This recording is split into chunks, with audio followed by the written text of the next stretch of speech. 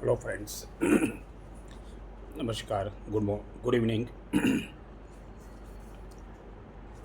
કેમ છો બધા? મજામાં?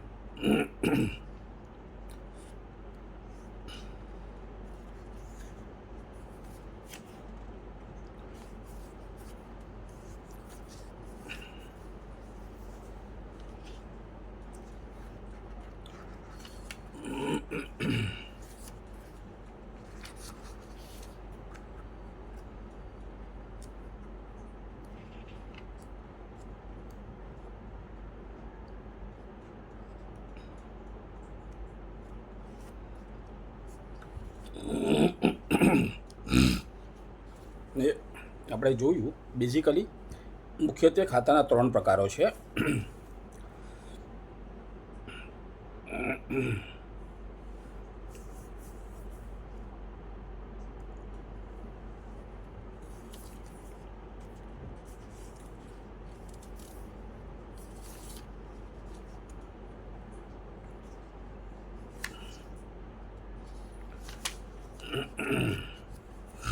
માલ મિલકતનું ખાતા.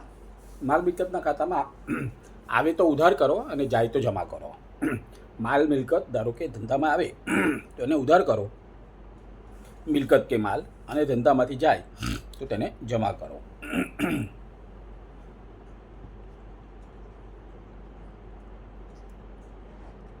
ઉપજ ખર્ચના ખાતા. તો ઉપજ એટલે કે આવક અને ખર્ચના ખાતા. આવક થઈ હોય તો જમા કરો, ખર્ચ થયો હોય તો ઉધાર, એટલે ખર્ચ અને આવકના ખાતા. ખર્ચને ઉધાર કરો અને આવકને જમા કરો. ને વ્યક્તિના ખાતા. લેનાર ખાતે ઉધારો અને આપનાર ખાતે જમા કરો. લાભ લેનાર હોય તો એના ખાતે ઉધાર કરો અને લાભ આપનાર હોય તો એના ખાતે જમા કરો.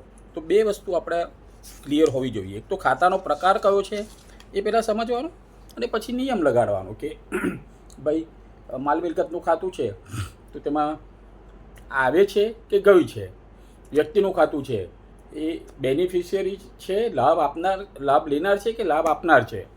ને આવક અને ખર્ચ, ઉપજ ખર્ચના ખાતામાં આ આવક થઈ છે કે ખર્ચ થયો છે.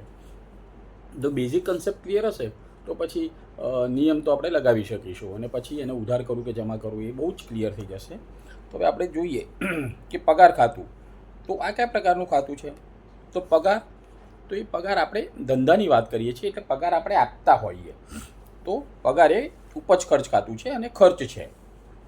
ચૂકવવાનો બાકી પગાર હોય.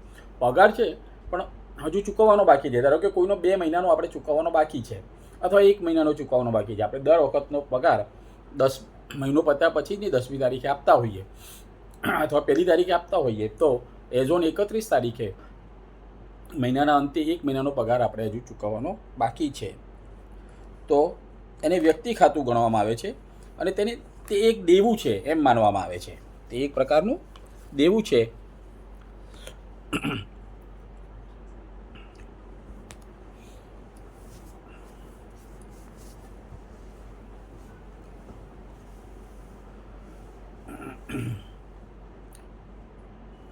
અગાઉથી ચૂકેલા પગારનું ખાતું, તો એ પણ વ્યક્તિ ખાતું ગણવામાં આવે છે.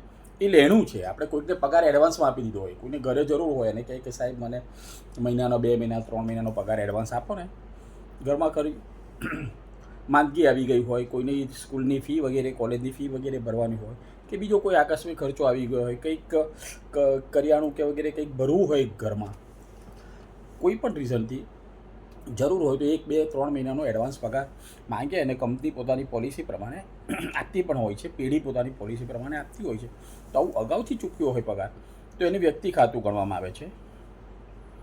તે એક જાતનું લેણું છે, અને કોઈ ચોક્કસ વ્યક્તિને અગાઉથી ચૂકેલી રકમ છે. એટલે ખ્યાલ આવી ગયો. પગાર ખાતું અલગ, ચૂકવવાનો બાકી પગાર અને અગાઉથી ચૂકેલો પગાર. તો પગાર એ ખર્ચ ખાતું છે. પગાર એ ખર્ચનું ખાતું છે, જ્યારે ચૂકવવાનો બાકી પગાર અને અગાઉથી ચૂકેલો પગાર એ વ્યક્તિ ખાતા ગણાય છે.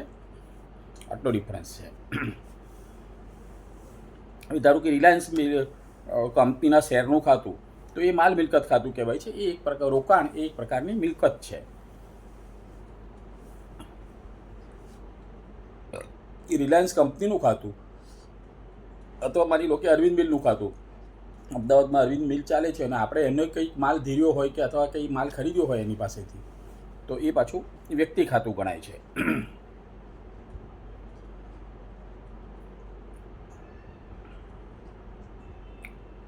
એટલે રિલાયન્સ કંપનીના શેરનું ખાતું એ મિલકત ગણાય છે. રિલાયન્સ કંપનીના શેરનું ખાતું એ આપણી મિલકત છે. રોકાણ કર્યા હોય આપણે કંઈ પણ, તો એ આપણી એક પ્રકારની મિલકત ઊભી થઈ છે, તો એને મિલકત ગણાય છે. જ્યારે એ કંપનીનું ખાતું એ વ્યક્તિ ખાતું ગણાય છે. આવો ડિફરન્સ છે. રિલાયન્સ કંપનીના શેરનું ખાતું, તો રિલાયન્સ કંપનીના શેર એ રોકાણ કરેલા છે આપણે, તો એ મિલકત ખાતું ગણાય છે. અને જ્યારે રિલાયન્સ કંપનીનું ખાતું એ વ્યક્તિ ખાતું છે. રિલાયન્સ કંપની સાથે આપણે કંઈ લેવડ દેવડ થતી હોય, માલ ખરીદતા હોય, માલ વેચતા હોઈએ, તો એને એ વ્યક્તિ ખાતાના નિયમ લાગુ પડે છે. એટલે રિલાયન્સ કંપનીના શેર એ ઇન્વેસ્ટમેન્ટ છે, એ મિલકત ખાતું છે, અને રિલાયન્સ કંપનીનું ખાતું એ વ્યક્તિ ખાતું છે. રિલાયન્સ કંપનીના શેરના ડિવિડન્ડનું ખાતું, તો એક પાછી ટ્વિસ્ટ આવી. એના શેર છે અને એ શેર ઉપરનું ડિવિડન્ડનું ખાતું, તો એ ઉપજ ખર્ચ ખાતું છે. એક પ્રકારની આપણી આવક કહેવાય, કારણ કે કંપનીના શેરમાં આપણે રોકાણ કર્યું હોય તો એના પર આપણને કંપની ડિક્લેર કર્યું હોય ડિવિડન્ડ, એ આપણને મળ્યું હોય તો એ આપણા માટે આવક છે. તો 3 વસ્તુ છે. રિલાયન્સ કંપનીના શેરનું ખાતું, તો એ ઇન્વેસ્ટમેન્ટ છે, મિલકત ખાતું છે. રિલાયન્સ કંપનીનું ખાતું, તો એ વ્યક્તિ ખાતું છે. કંપની એ કાયદાની દ્રષ્ટિએ વ્યક્તિ છે. અને રિલાયન્સ કંપનીના શેરના ડિવિડન્ડનું ખાતું, તો એ ઉપજ ખર્ચ ખાતું છે. ડિવિડન્ડ એક પ્રકારની આવક છે. તો 3 અલગ અલગ થઈ ગયા. રિલાયન્સ કંપનીનું ખાતું તો વ્યક્તિ ખાતું, રિલાયન્સ કંપનીના ઇન્વેસ્ટમેન્ટનું ખાતું તો એ માલ મિલકત ખાતું થઈ ગયું, અને રિલાયન્સ કંપનીના શેર પર મળેલું ડિવિડન્ડ તો એ ઉપજ ખર્ચ આવી ગયું. એક જ રિલાયન્સ કંપની, પણ એને 3 પ્રકારના ખાતા આવી ગયા. કંપનીનું ખાતું તો વ્યક્તિ ખાતું, રિલાયન્સ કંપનીના શેરનું ખાતું તો એ ઇન્વેસ્ટમેન્ટ માલ મિલકત ખાતું, અને એના શેરના ડિવિડન્ડનું ખાતું તો એ ઉપજ ખર્ચ ખાતું. સરસ ઉદાહરણ છે. હવે આગથી થયેલા નુકસાનનું ખાતું, તો એ ઉપજ ખર્ચ એક પ્રકારનું નુકસાન છે. ધારો કે કોઈ જગ્યાએ આગ લાગી, આપણી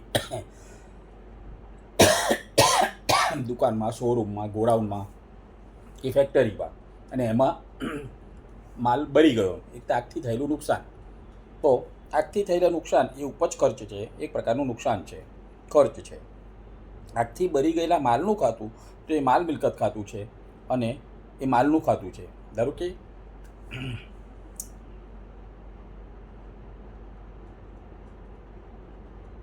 આગ લાગી અને આગથી માલ બળી ગયો, તો એટલો માલ આપણે ધંધામાંથી ગયો, એટલે